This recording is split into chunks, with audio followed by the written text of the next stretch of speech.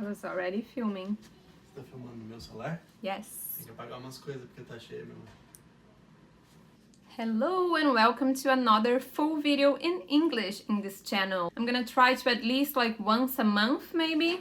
Tell me here what you think. But I'll try to do one video in English at least once a month. I know most of the people who follow me are planning to move to Canada or preparing to study abroad. So I just think this is a fun way to practice English. You guys told me that you loved the first video to practice your listening. And you know what? This is actually good for me too, because I've been living here for a while. I do speak English all day in my work, but it's completely different trying to speak English in front of a camera. So this is for sure a great exercise for me as well. I am filming this video here because this is finally done. If you guys have been here for a while, you know that me and Matheus took months and months, I think more than a year actually, to complete this Hogwarts 3D puzzle. So it was not easy. It's definitely not easy, but this is really cool. I'm gonna turn it around. See? Isn't this amazing? And there are actually like more parts of the castle that you can buy.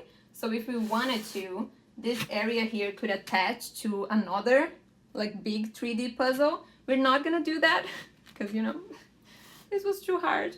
And we don't really have the space here to put, you know, something bigger than this. So this actually fit perfectly here.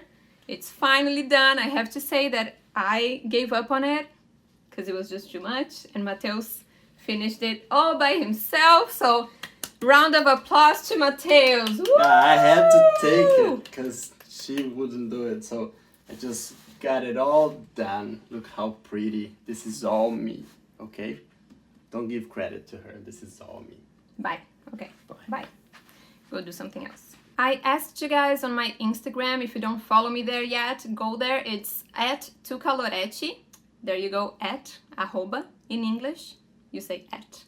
Go follow me if you're not following me yet. But I asked you guys in my stories what you wanted this video to be about, like what would be an interesting topic for a vlog in English, and you guys actually gave me a great idea, which was to do a Q&A in English. So you guys sent me a bunch of questions on Instagram, and I'm gonna answer them here in this video all in English. I think it's a fun way, you know, to go over a bunch of different vocabularies, so let's do it. First question is how I became a vegetarian, so how I stopped eating meat. Before my teenage years, I remember that I had some moments when I would think about this and be like, I don't want to eat meat. I think I don't want to eat animals at all. But of course it took like many years for me to actually study about it, actually watch documentaries about vegetarianism and veganism and why this is such an important movement. But I remember the first time I became vegetarian, I think I was around 16 years old.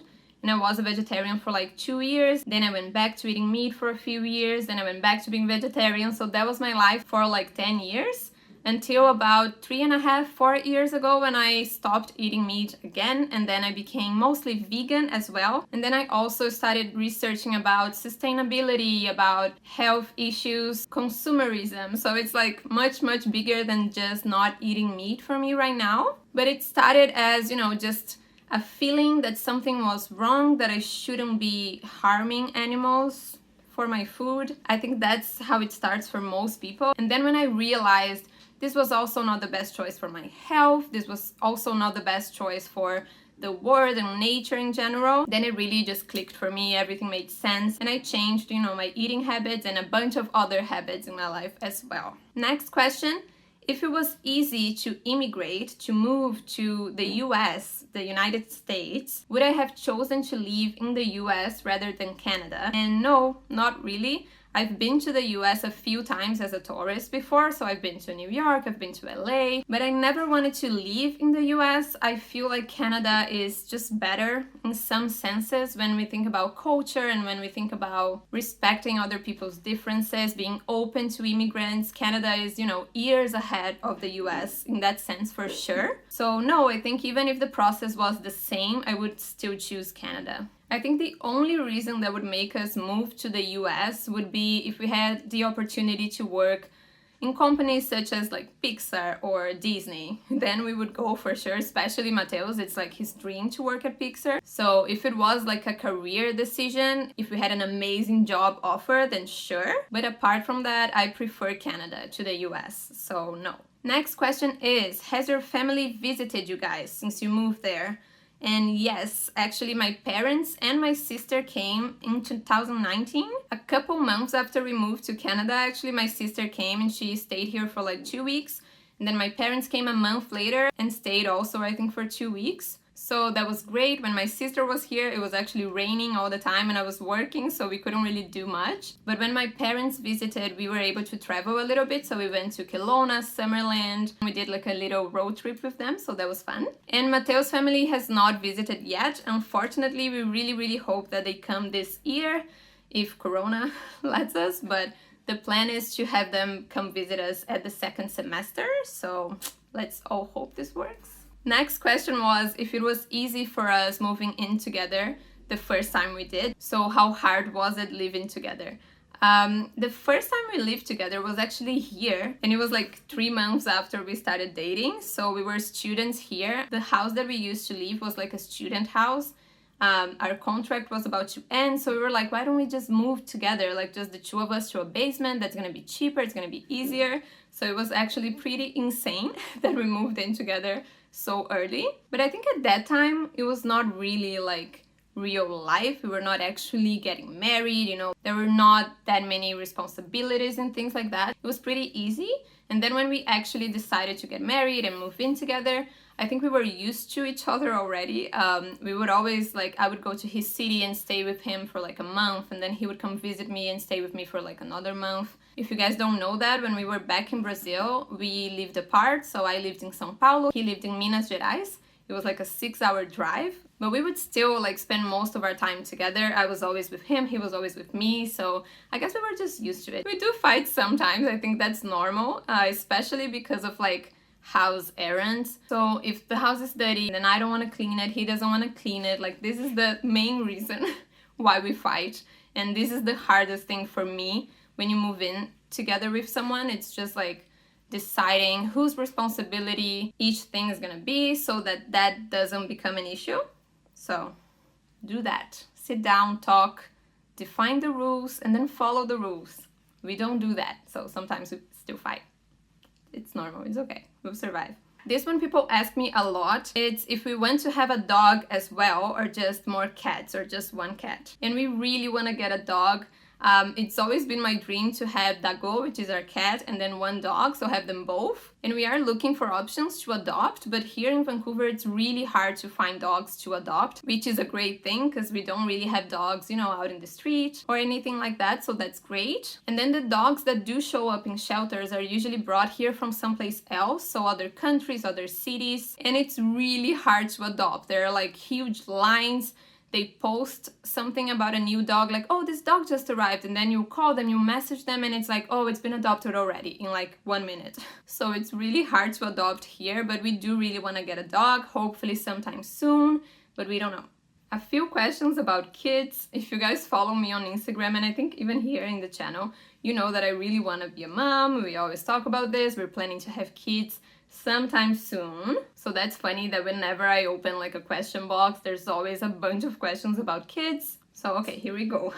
The first one is if I could choose how many kids I would like to have. I always said I wanted to have 3 kids. That's always been my answer. And then, you know, in the last few years, I think I've met a bunch of people who now have kids. You know, my friends, my cousins are all having kids now. So I guess, you know, hashtag real life has sink in.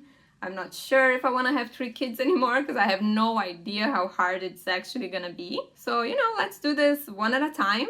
But if I had to answer, I would say 3 because I've always pictured myself as a mother of 3. And then another one still about kids is about names. One person asked, tell us a few names that you like. And the other one asked if we're gonna give our kids, our babies, Brazilians or English Canadian names. So first of all, I am not gonna say any names that I like. This goes for like friends and family members as well. I don't plan on telling people the names that I like until we actually choose one, because then it's like, hey, it's decided, this is the name, and then no one can say anything about it. or even if they do, it's like, I don't care, it's been decided. So I don't plan on like sharing names that I like or that I dislike or that we're thinking about. No.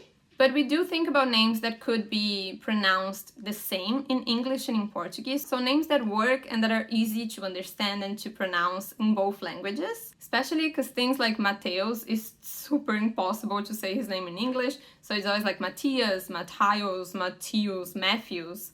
So, you know, we want something that's easy and that's gonna work both when he's here, when he's in school, when he's around his Canadian and immigrant friends, but also work when he's back in Brazil with our families and our friends. So that's something we think about, but I am not gonna say the names that we like. Next question is a place that I really want to visit and why. And it's a bit hard for me to explain, but for some reason I've always wanted to go to Norway. It's a bit different, I know, but I've always had this thing that I want to go to Norway. I just love the idea of like the countryside and the mountains and the little villages with the lakes. I think my dream trip would be like Norway and then Iceland. Then another place that I always wanted to go as well is Alaska, which is actually pretty close to Vancouver. So those cruises that leave Vancouver and go up to Alaska and then you're in the middle of the glaciers, that's also like my dream vacation, which means that my dream places to visit are all like really cold and kind of like empty countryside style. I'm not saying, you know, I wouldn't love to be at the Caribbean right now, relaxing in a hotel on the beach, all inclusive, sipping margaritas, but those are my top 2 places to visit, I think. One question that I get a lot as well is if we do have a lot of bakeries around here in Canada. We do, but they're completely different from bakeries in Brazil. So you're not gonna find a nice padoca. If you're from São Paulo, you're gonna understand. Where, you know, you sit down and you get a pão francês na chapa and açaí. That's not gonna happen. So bakeries here have like a different feel from the ones that we're used to in Brazil. And they usually do have different types of bread, cake, cookies, things like that. But they do not have PF, unfortunately. And the last question for this video is, how did you choose your university or the course that you were gonna do in university? This is actually a funny story. I don't think I've told this to you guys before. But since I was in high school, I've always loved writing. I thought about studying journalism or something like that. But I was pretty lost when it came to actually like studying and deciding which course I wanted to do. So I actually started studying for medicine, which is funny, right? Can you imagine me as a doctor? My sister is a doctor, if you guys don't know that. She's an amazing doctor, by the way. And she was already studying medicine when I was studying for my tests. And of course, I knew that medicine was really difficult and I would have to spend years and years and years studying to get into a good school. I still thought it was really interesting. I've always wanted to take care of people in general, so I thought it could be a good option for me. But that did not last. So of course, after like 2 months in the cursinho, I don't know how to say that in English, I was like, yep, this is not for me. And then I started thinking about maybe journalism again or communication, social communications in general. And that's actually when I figured out that film was a course. I had no idea that there was a university for film studies. I found out like a month before taking the test and getting in. I was really nervous telling my parents. I was like, oh my god, I'm so sorry. I have no idea what my future is gonna be like. I don't know anyone who works with film. I have no idea what the options are. Like, what am I gonna be? How much money am I gonna make? I had no idea. It was scandalous the way that I decided to tell them. They were like, oh my god, are you pregnant? Are you on drugs? Like, what's happening? Because I was like, I want to study film. It was really ridiculous. But anyway, so I decided to study film. That was news for me too, because I had no idea what I was getting myself into. But I ended up really liking the course. There were some subjects that I didn't even know before that would be in my course and that I ended up really loving, like philosophy, psychology, things like that. So it was really, really fun. I graduated from film school back in Brazil. And then, like I told you guys before, I've always liked to write. So I decided to do another course of writing for film and television. And that's the one that I did here in Vancouver at Vancouver Film School, where I met Matheus, who is now my husband. So see how everything connected? Well, that's it, guys. I hope you liked this video. It was really weird for me to answer questions in English. It's funny because sometimes I think that it's easier finding words and expressions in English than it is in Portuguese. But for some reason, for lots of these questions, I was like, I have no idea how to say that in English. So like I said, this is a great exercise for you guys to work on your listening, but it's also a great exercise for me to work on my English as well. So there you go. Don't forget to subscribe to the channel if you haven't yet. Let me know in the comments what other subjects you'd like me to do a video in English about. Follow me on Instagram as well. As you can see, I always open question boxes there, so it's a great way for us to communicate, for me to know what you guys want to see here in the channel. Give Matheus a thumbs up in the comment section as well for his beautiful job. And that's it. I'll see you guys soon.